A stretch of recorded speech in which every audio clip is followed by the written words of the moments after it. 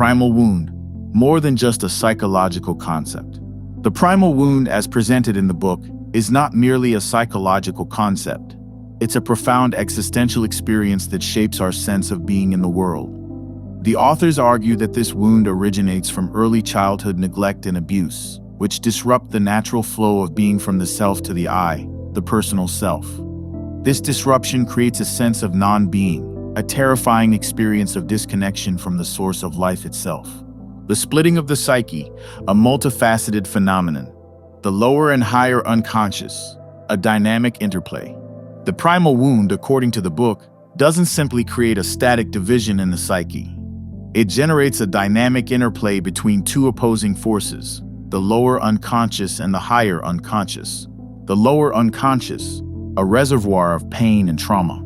The lower unconscious acts as a repository for all the negative experiences associated with the primal wound.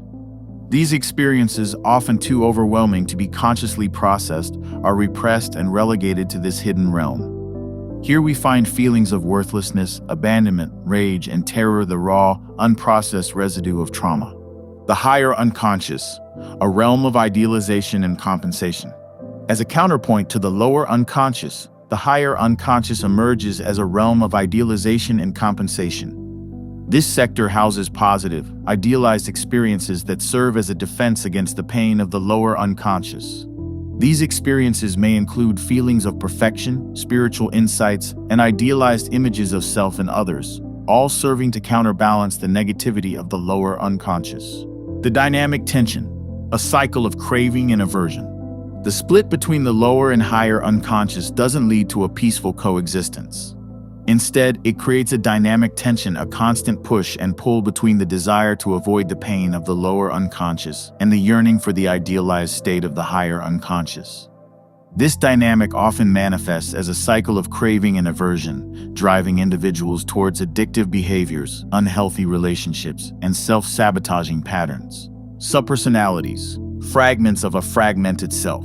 The primal wound, according to the authors, also contributes to the formation of subpersonalities, which are distinct, semi-autonomous aspects of the personality that emerge as a result of the fragmentation caused by the wound. The role of the negative and positive poles. Drawing upon the work of psychosynthesis therapist Chris Merriam, the book suggests that subpersonalities are conditioned by the interplay between the negative and positive poles of the split. The negative personality position can give rise to subpersonalities such as the wounded child, the victim, or the helpless one.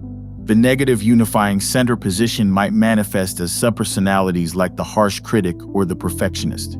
The positive personality position could generate subpersonalities like the perfect pleaser or the idealistic savior, while the positive unifying center position might produce subpersonalities such as the guru, the wise father mother, or the great leader. Subpersonalities as expressions of deeper structures.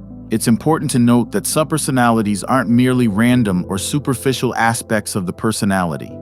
They are expressions of the deeper, unconscious structures of the psyche, shaped by the dynamics of the primal wound and the split it creates. Authentic versus survival personality, the struggle for true self. The primal wound, according to the sources, creates a fundamental split between the authentic personality and the survival personality. Survival personality, adapting to a non-empathic environment. The survival personality develops as a defense mechanism in response to a non-empathic environment. It's a mask that the individual wears to conform to the demands of caregivers or other significant figures in their life, protecting them from further wounding and ensuring survival. This personality structure, however, comes at a cost. It requires suppressing the authentic self and limiting the full expression of one's being. Authentic personality, the expression of true self. In contrast to the survival personality, the authentic personality represents the true self, the unique, individual expression of the I in connection with the self. It's characterized by a capacity for vulnerability, authenticity, and a full range of emotional experiences. The authentic personality is not fixed or static. It's a potential that unfolds through a lifelong process of self-realization. The importance of empathy, a central theme. Empathy plays a central role in the book's understanding of both the development of the primal wound and the process of healing. The wound of non-empathy. The authors argue that the primal wound is fundamentally a wound of non-empathy. It arises when caregivers or other significant figures in the child's life fail to respond to their essential being, their I amness. This lack of attunement and validation creates a disruption in the child's connection to self, leaving them feeling unseen, unheard, and fundamentally disconnected. The healing power of empathy. The book emphasizes that healing the primal wound requires establishing a strong empathic connection, both within oneself and with others. Self-empathy, embracing the wounded self. Developing self-empathy involves learning to acknowledge, accept, and compassionately embrace the wounded parts of oneself. This means turning towards the pain and trauma stored in the lower unconscious with kindness and understanding, rather than continuing to avoid or repress these experiences. Empathy with others, building authentic connections. Empathy with others involves the capacity to see, understand, and resonate with the experiences of others, even if those experiences are different from one's own. The book highlights that true empathy goes beyond mere sympathy or pity. It's a willingness to enter into the world of another and connect with their humanity on a deeper level. Psychosynthesis, a holistic path to wholeness. The book presents psychosynthesis as a comprehensive approach to healing and growth that addresses the full spectrum of human experience, encompassing both the personal and the transpersonal. The two dimensions of self-realization. The authors describe self-realization as an ongoing process of unfolding that involves both personal and transpersonal dimensions. Personal psychosynthesis, integrating the personality. Personal psychosynthesis focuses on developing a strong sense of individual identity, integrating the various aspects of the personality, and gaining control over one's thoughts, feelings, and actions. This process often involves working through the material of the lower unconscious, confronting and healing the wounds of the past. Transpersonal psychosynthesis, connecting with the transcendent. Transpersonal psychosynthesis involves connecting with a deeper sense of self that transcends the individual ego, experiencing unitive states of consciousness, and developing spiritual awareness.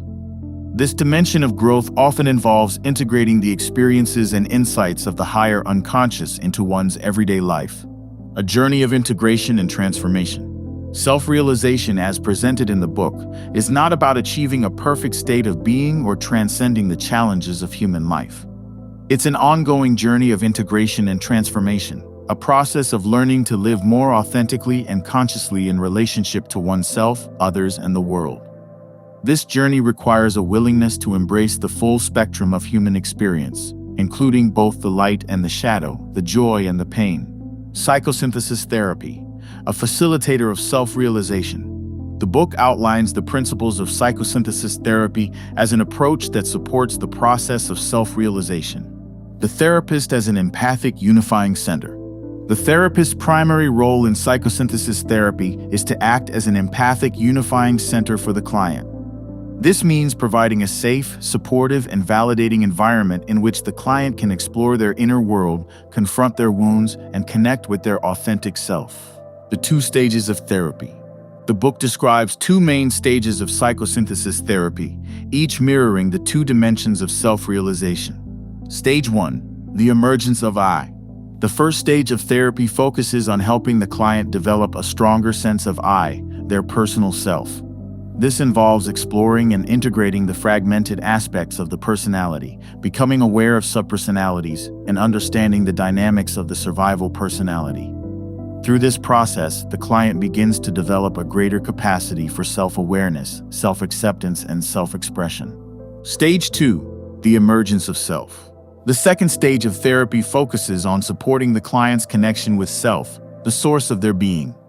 This involves exploring questions of meaning and purpose in life, discovering their unique vocation or calling, and developing a more conscious relationship with the transcendent dimension of their being. The importance of the therapist's own journey. The authors stress that the therapist's own personal growth and self-awareness are essential for providing effective therapy. Therapists must be willing to confront their own wounds and defenses to create a genuine and empathic connection with the client. This ongoing process of self-exploration and transformation allows therapists to hold space for the client's journey with greater compassion, understanding, and authenticity.